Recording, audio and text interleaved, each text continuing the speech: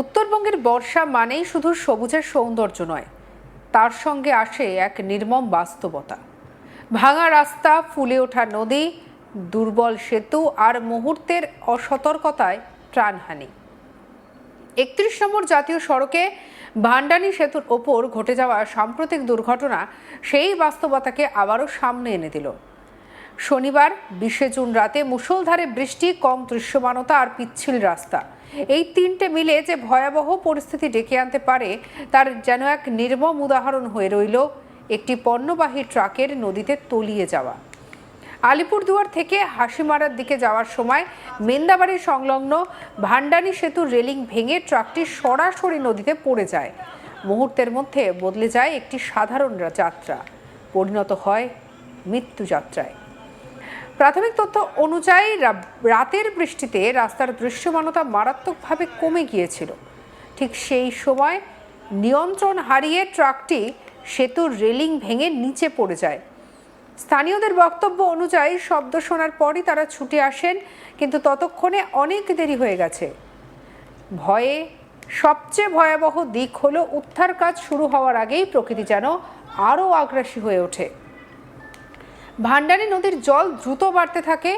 রাতের অন্ধকার, প্রবল বৃষ্টি এবং ফুলে ওঠা নদী, এই তীরের মধ্যে দাঁড়িয়ে উদ্ধারকারীরা কার্যত অসহায় হয়ে পড়েন। প্রথমে স্থানীয় মানুষ নিজেরাই উদ্ধার কাজ শুরু করেন, কিন্তু নদীর স্রোত এতটাই তীব্র ছিল যে চালক এবং খালাসিকে উদ্ধার করা সম্ভব হয়নি।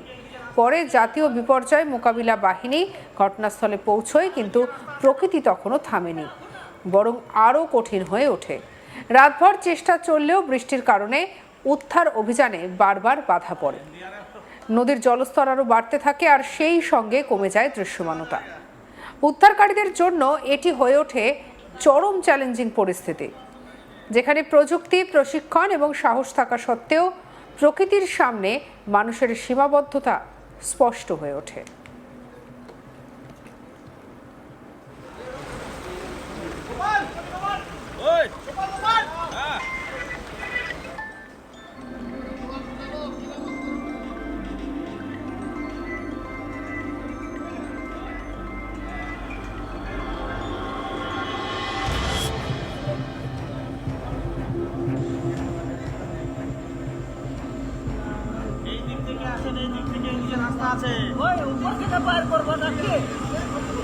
ওইদিকে রাস্তা আছে তো, এই দিক থেকে আসো না।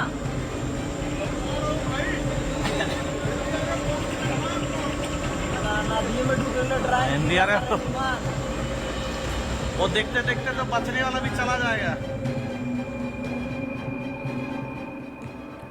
অবশেষে রবিবার ২১ জুন সকালে আবারও শুরু হয় উদ্ধার অভিযান। এবার পরিস্থিতি কিছুটা নিয়ন্ত্রণে এলেও সময় তখনও ছিল নির্মমভাবে প্রতিকূল। দীর্ঘ কয়েক ঘন্টার চেষ্টার পর ট্রাকের ভেতর থেকে চালক এবং খালাসির নিথর দেহ উদ্ধার করা হয়।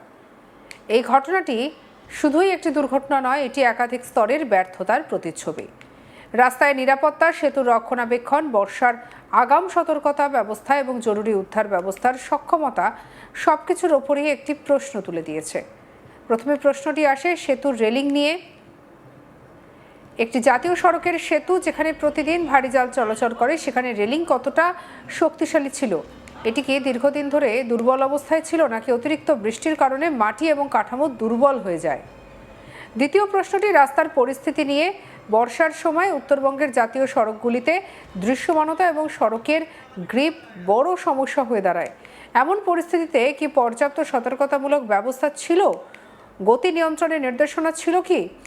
তৃতীয় প্রশ্নটি প্রশাসনিক প্রস্তুতি নিয়ে। গভীর বৃষ্টির পূর্বাভাস কি ছিল? থাকলে সেতু এবং নদী সংলগ্ন এলাকাগুলিতে অতিরিক্ত নজরদারি রাখা হয়েছিল কি?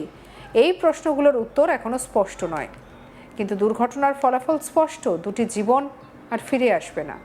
উত্তরবঙ্গের জাতীয় সড়ক ৩১ নম্বর জাতীয় সড়ক দীর্ঘদিন ধরেই দুর্ঘটনা প্রবণ হিসেবে পরিচিত। পাহাড়ি অঞ্চল, নদী, ঘন বৃষ্টি আর ভারী যানবাহনের চাপ, এই চারটি উপাদান এখানে প্রতিনিয়ত বিপদ তৈরি করে। বিশেষ করে বর্ষাকালে পরিস্থিতি আরও ভয়াবহ হয়ে ওঠে। স্থানীয় বাসিন্দাদের বক্তব্যে উঠে এসেছে আরেকটি গুরুত্বপূর্ণ দিক, দুর্ঘটনার পর উদ্ধার ব্যবস্থার দেরি। যদিও জাতীয় বিপর্যয় মোকাবিলা বাহিনী দ্রুত পৌঁছেছিল, কিন্তু প্রাকৃতিক বাধা তাদের কাজকে কার্যত অচল করে দেয়।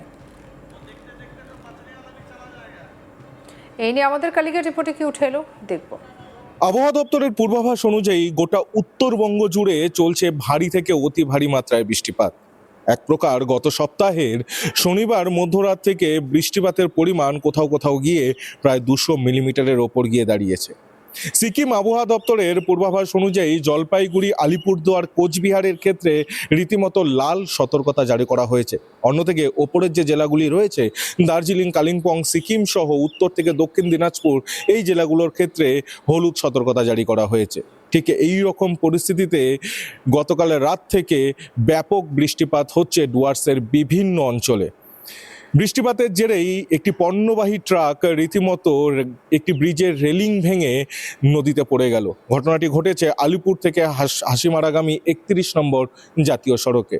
স্থানীয় সূত্রে খবর, গভীর রাতে যখন প্রচণ্ড পরিমাণে বৃষ্টিপাত হচ্ছে গোটা এলাকা জুড়ে, ঠিক সেই সময় ট্রাকটি আলিপুরদুয়ার থেকে হাসিমারার উদ্দেশ্যে রওনা হয়েছিল। দৃশ্যমানতা কমে আসায় প্রাথমিক অনুমান অনুযায়ী ট্রাকটি ব্রিজের রেলিংয়ে প্রথমে ধাক্কা মারে এবং পরবর্তীতে নিয়ন্ত্রণ হারিয়ে গিয়ে রীতিমতো নদীতে তলিয়ে যায়। যদিও বা ঘটনাস্থলে প্রাথমিক পর্যায়ে এলাকাবাসীরা সেই নদীতে নেমে তাদেরকে উদ্ধারের চেষ্টা করে, তাদের প্রাথমিক অনুমান গাড়ির চালক সহ খালাসি উপস্থিত ছিল। তবে নদীর জল এতটাই বেড়ে যায়, পরবর্তীতে ঘটনাস্থলে পুলিশ প্রশাসন পৌঁছায় এবং জাতীয় বিপর্যয় মোকাবিলা বাহিনী ঘটনাস্থলে পৌঁছায়।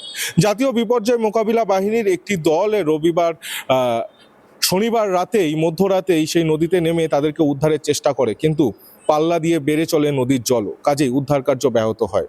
অবশেষে রবিবার সকাল থেকে তারা ফের নদীতে নেমে উদ্ধার কাজ শুরু করে। জলস্ফীতি যখন খানিকটা কমে আসে তখন ঘটনাস্থল থেকে খানিকটা দূরে গিয়ে তাদের দুজনের মৃতদেহ উদ্ধার করা হয়। তার চালক এবং খালাসি দুজনকেই মৃত অবস্থায় উদ্ধার করে জাতীয় বিপর্যয় মোকাবিলা বাহিনীর দল। অন্যদিকে গোটা ঘটনাকে কেন্দ্র করে রীতিমতো চাঞ্চল্য ছড়িয়েছে গোটা এলাকা জুড়ে।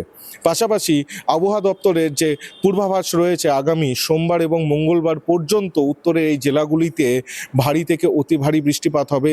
কোনো কোনো ক্ষেত্রে এক্সট্রিমলি হেভি রেইনফলেরও সতর্কতা জারি করেছে আবহাওয়া অফিস। অন্যদিকে এই ভারী বৃষ্টিপাতের কারণেই কিন্তু দুধিয়ার যে গত অক্টোবর মাসে যে অস্থায়ী সেতু তৈরি করা হয়েছিল সেটিও কিন্তু কার্যত তলিয়ে যায়, যার ফলে কিন্তু সাময়িকভাবে মিরিক এবং শিলিগুড়ির মধ্যে যে যোগাযোগ ব্যবস্থা রয়েছে সেটি কিন্তু ব্যাহত রয়েছে। অন্যদিকে শিলিগুড়ি থেকে দার্জিলিং যাওয়ার যে বিকল্প রাস্তা রয়েছে, অর্থাৎ হিলকার্ট রোড 110 নম্বর জাতীয় সড়ক নামে যেটা পরিচিত, সেটাও কিন্তু ধসে অবরুদ্ধ। এবং সেক্ষেত্রে বলে রাখা ভালো, এই রোড ধরেই কিন্তু রীতিমতো টয় ট্রেন দার্জিলিং এর উদ্দেশ্যে রওনা হয়, বা দার্জিলিং থেকে যে রুট ধরে শিলিগুড়িতে এসে উপস্থিত হয় টয় ট্রেন, সেটাই 110 নম্বর জাতীয় সড়ক। কাজেই এই 110 নম্বর জাতীয় সড়কে ধস সরিয়ে যান চলাচল স্বাভাবিক করা কার্যত সময় সাপেক্ষ বিষয়, এবং সেই কারণেই টয় ট্রেন পরিষেবা কার্যত বন্ধ রাখা হয়েছে। তবে জয় রাইড পরিষেবা চলছে।